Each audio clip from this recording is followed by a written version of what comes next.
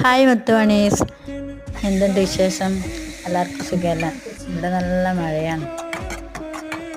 ഞാൻ ഇന്ന് ഉണ്ടാക്കാൻ പോകുന്നത് ഒരു ഹോം മെയ്ഡ് പപ്സാണ്.